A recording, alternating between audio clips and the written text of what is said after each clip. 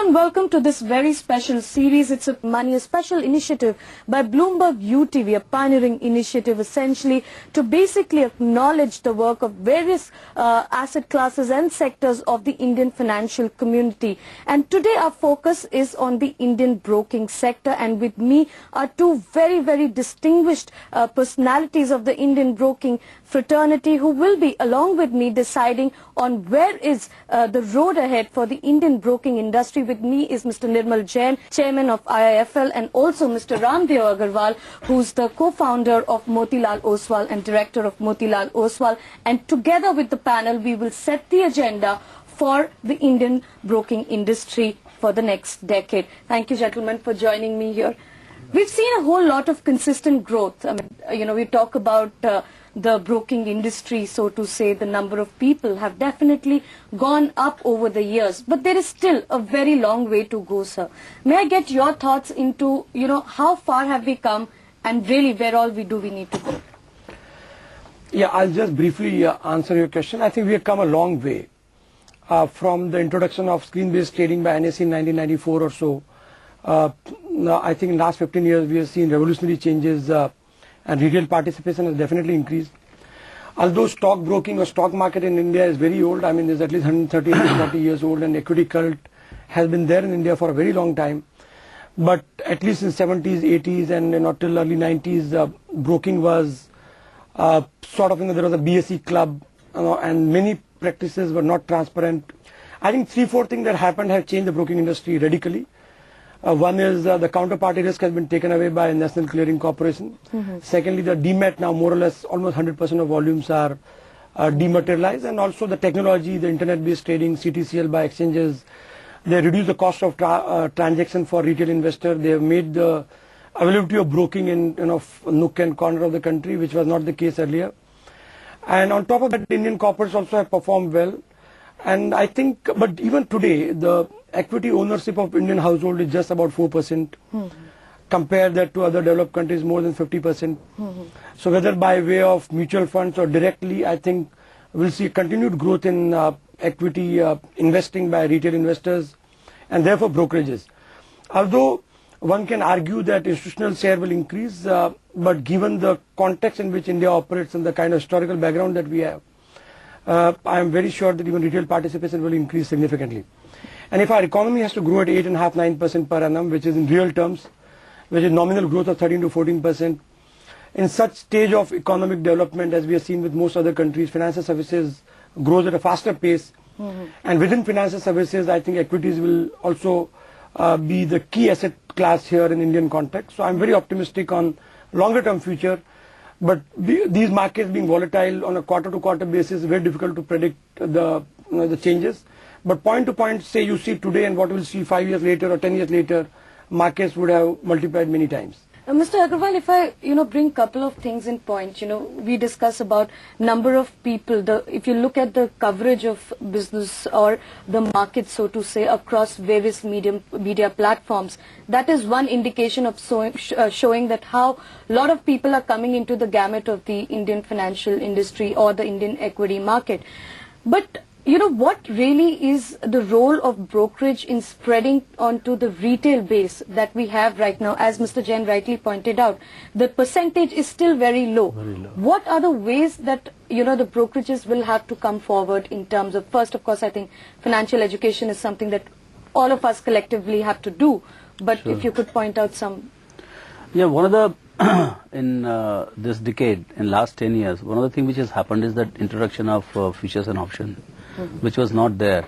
And that has changed the complexity of the market dramatically. If you look back in last 7-8 years, it was broadly a cash market.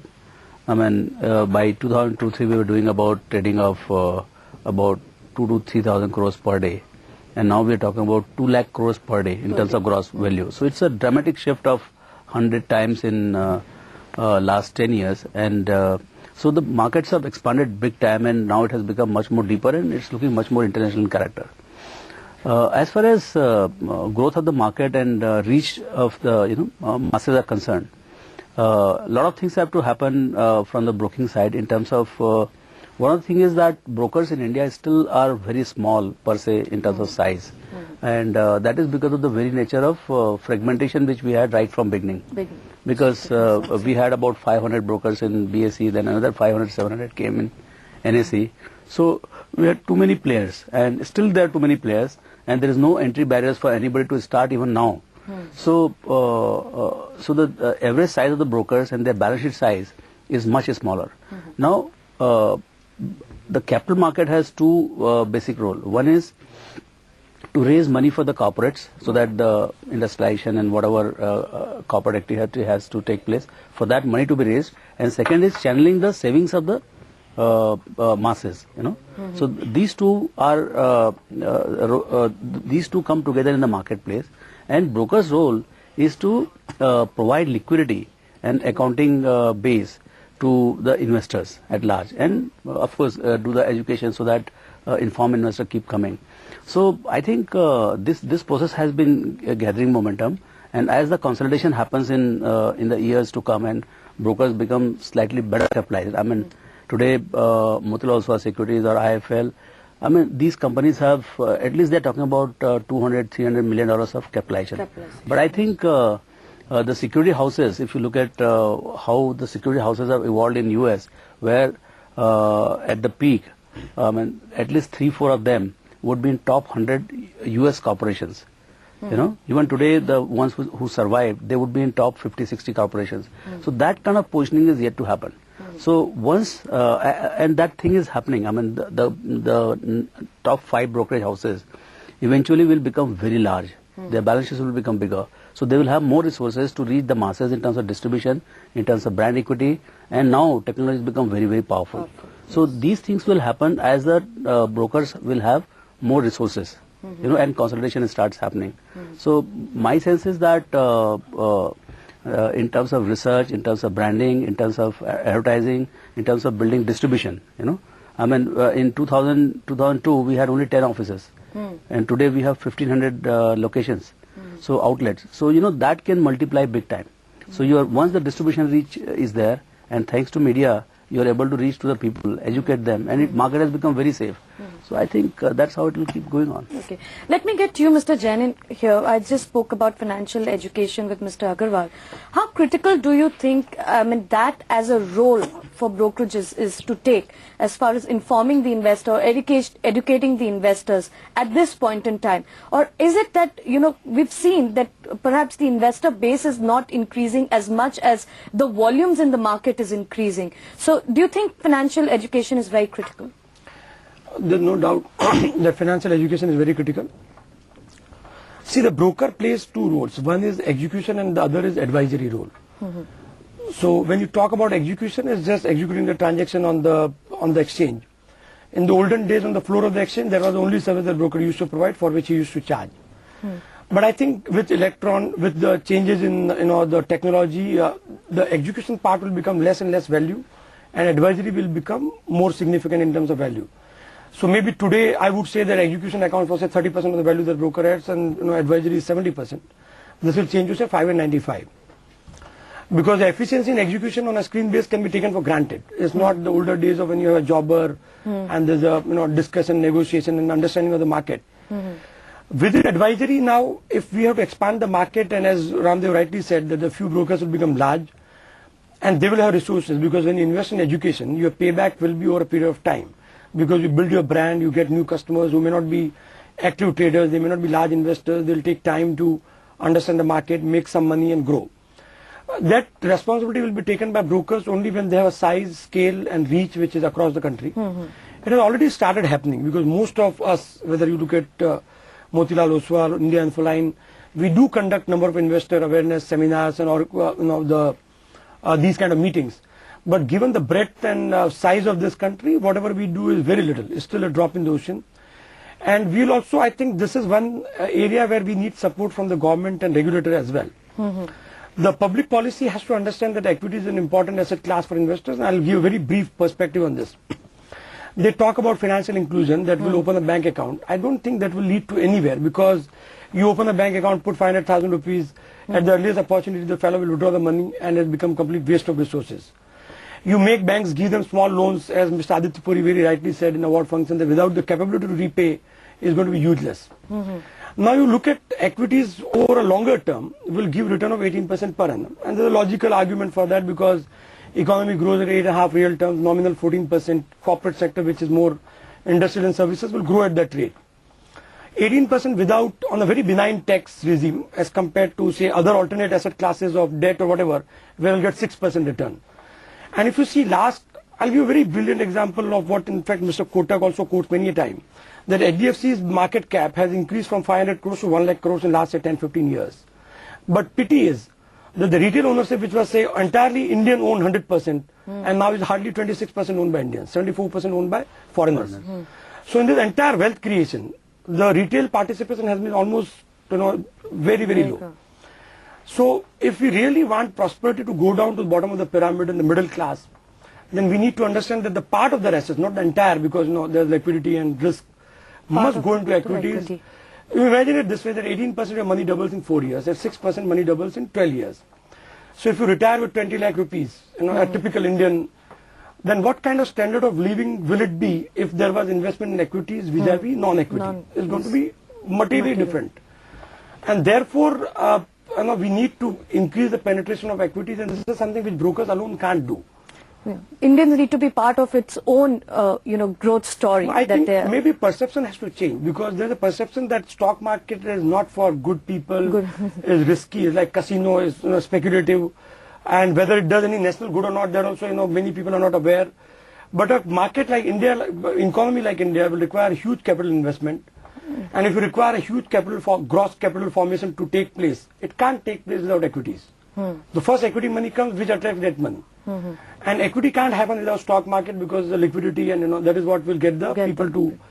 So I think there's a national need that we encourage equity investing by retail investors, because India is going to grow very well. So this wealth creation, let them participate, the Indian people, the typical Indian retail, and let there be more people like that. And if government and our public, if this becomes part of public policy, it will become easier for everybody to achieve the objective. Well, on that note, we take a very short break. We'll be back, but we'll discuss with our panel with regard to the regulatory issues. Are there any regulatory issues that the brokers are facing? We'll get back the details on that in just a bit.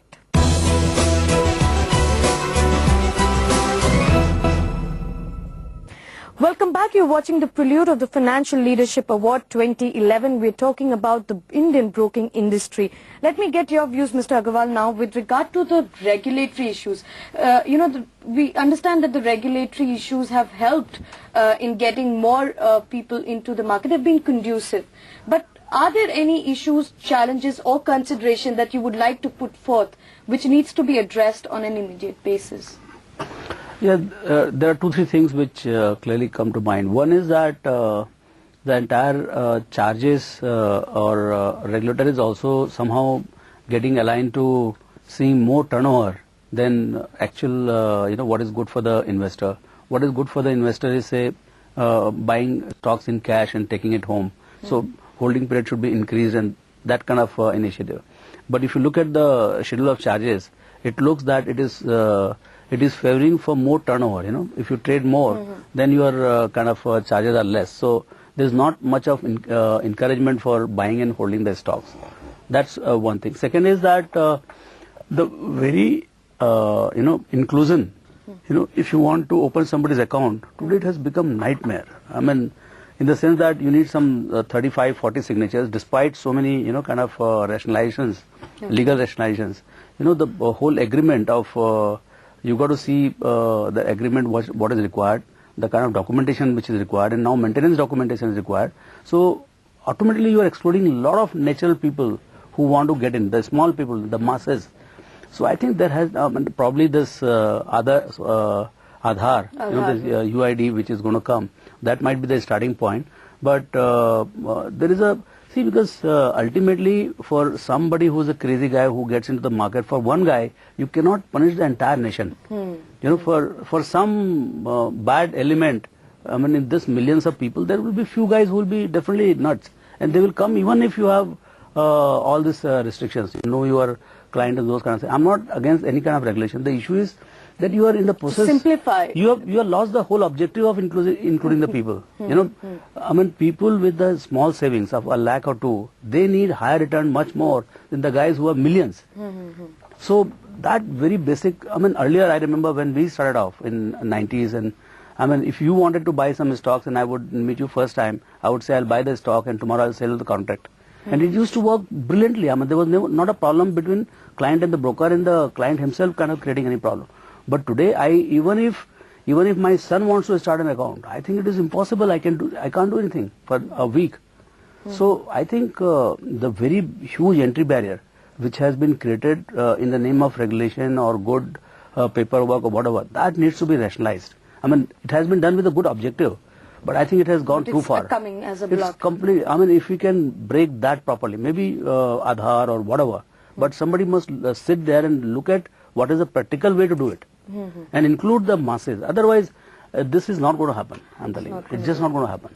What are your views with regard to the regulatory issues are concerned, Mr. Jain? No, I agree with Ramdev that if we want to increase the penetration, then we need to make it simple. And I would say that instead of Aadhaar and UID, we can make PAN as one unique ID, and then you should require nothing else. Because what is happening is that for KYC, whatever information you collect, you are also collecting for PAN, which is there in government database. So why duplicate and replicate the entire process? Also, the agreement SEBI can standardize and just say that, not that one has to sign all the pages and every line wherever there are some changes, but you just say that this is a standard agreement that exists, which is, I think it is important. Maybe, as he said, that there is a good objective, but when you overdo it, it may hurt some other, the primary purpose, which is, to increase the penetration. Well, on that note, we'll take another short break, but we'll come back and ask the panel to give us the agenda for the next decade.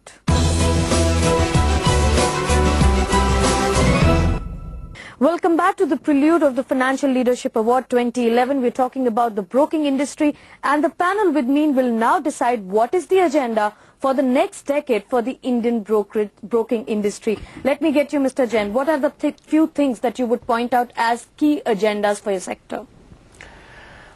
Key agenda from the point of view of participants or from the point of the entire industry? Of the entire industry, sir.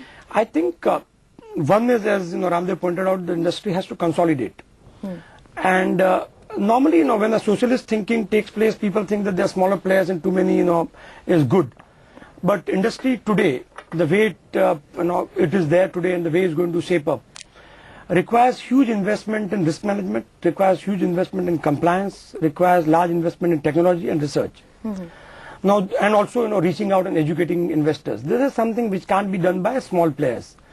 The systemic risk, from the perception point of view, or things going wrong, or regulators' ability to control will be much lesser, and therefore the risk will be higher with too many fragmented small number of players. So industry will have to consolidate. That doesn't mean that there will be no competition. There will be good competition, but instead of 1,000 players, there may be 50 players. I think we have already achieved a lot in terms of compliance and regulatory framework. So we are at par with the best in the world. We need to maintain that. So, but going forward, I think investor education, making things simpler and more elegant, and I'm not saying that we compromise on control, but we need to make it easier for people, for and the getting in perception more has to people. change. I think these are the key agenda for the industry, and I think from the industry's perspective, technology, which has already taken giant strides in the last few years, will continue. I mean, with mobile will become a key sort of instrument or weapon in the hands of people to do everything. So a lot of changes will take place in terms of technology, in terms of compliance and regulation, as well as research, and I think these are the things that will take. Your view, sir, on that. I think one of the segments which government what is the move of the technology. I mean, those things will happen whether you like it or not, and that evolution will happen. But one of the things which I would say must be done is the clarity in the taxation structure for the market. It's been long pending, and ministry after ministry have been creating more confusion, and lot of corruption and confusion is there. People are not clear what is their tax status. Sometimes it is 0, sometimes it is 35%. So when you do the trade, you should be very clear what exactly is your, and it impacts the rate of return big time. So, yes, government should try to make money out of stock exchange transactions, but I think somewhere they have to have very cohesive strategy to figure out, because that's the only angle where government comes in picture as far as the stock market is concerned. Rest all is completely free and truly market driven. And that's the fun part of the market, that you can write best research, you can go and market it anywhere in the world, and it is India's decade. We are talking about $1.3 trillion kind of market cap. It's the biggest game in the town. That's how there are 5-6 channels which are trying to cover it. So I think it's a brilliant Indian economic story. We have a brilliant 130 years story of Indian stock market investing culture. So I think one agenda which I would say, one single thing, one thing I talked about is the simplification, which will happen over a period of time. But second is this tax clarity. Absolute. Things don't change for 30, 40, 50 years in US and all. Here, every year it's a different thing. It's a nightmare for handling taxation. When it comes, you go as an investor to get yourself assessed. So I would say that is one single thing which must be taken care of by government. Well, on Just that, add to that, securities transaction tax was levied in lieu of no capital gains tax. Yes. Now the fear is that with direct tax code, we'll see that long-term capital gain tax comes, but securities transaction tax also remains. So there should be clarity, because if they bring in long-term, then they should remove STT. And at least there should be stability for 10 years, if not longer, so that people can plan investment and look at long-term. All right. Of course, Indian equity is something that probably the whole world is watching, and so it's more important than for people like you and us to ensure that a lot of Indians participate in the India growth story. Well, thank you, gentlemen, for joining me and giving me the perspective for the Indian broking industry. Well, that's it for today's episode. But keep watching this space to know who are the winners, who get the coveted title for the Indian Financial Leadership Awards.